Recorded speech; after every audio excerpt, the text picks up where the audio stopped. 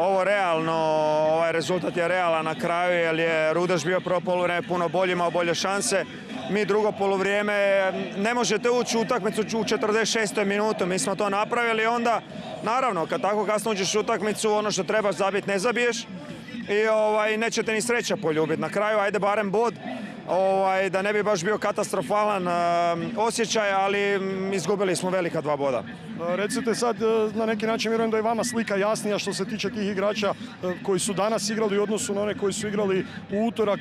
Postoji li tu određena razlika? Da li se sada vidjelo zašto je jedna momčad, ovo druga momčad? Pa ne bi ja sad ovako vruć poslije utakmice neke velike zaključke donosio. Mi imamo jako puno igrača. Moramo vidjeti ko je za Dinamo, ko nije za Dinamo. Ako igrači Dinama ne mogu u ovakvoj utakmici igrati, onda ne trebaju ni biti u Dinamo. Ja mislim da oni imaju svi dovoljno kvalitete. To su pokazali drugo poluvrijeme, međutim pristup u prvom poluvremenu je bio jako loš. A u drugom je dominacija i što se posljednja tiče Grede, puno prigoda, međutim evo lopta do pred kraja kao da jednostavno nije htjela u gol. Da, kažem, kad hoćeš ući u utakmicu u 46. minuti, onda ti se događa to što se nama događalo drugo poluvrijeme. Mi smo prespavali prvo poluvrijeme i to je ono što me zabrinjava.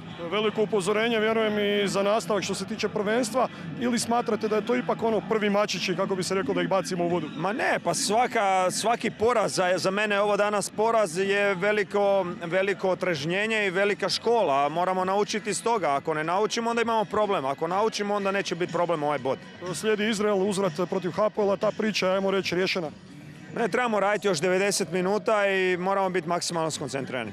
Evo, gospodine Matić, veliki rezultat za vašu, recimo, za tako kompletno novu momčad protiv Dinama, 1-1 izvući u prvom kolu na Maksimiru, uvijek velika stvar.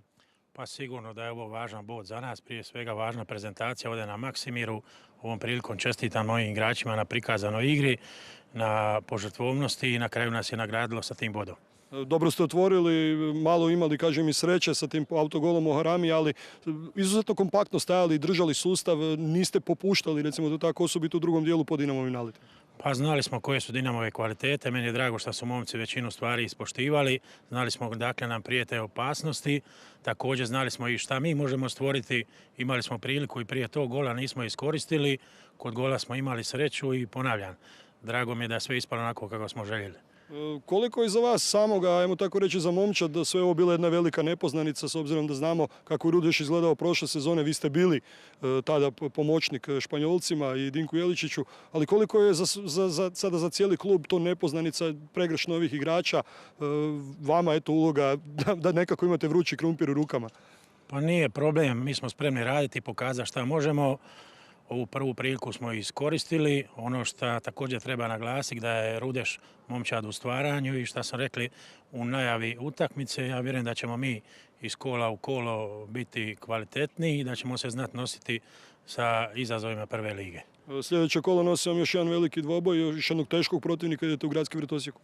Tako, idemo na gostovanje u Osijek, imamo dovoljno vremena ispred nas, vjerujem da ćemo se dobro pripremiti, također da ćemo jačati igračku konkurenciju i da ćemo se u Osijeku predstaviti također na dobar način.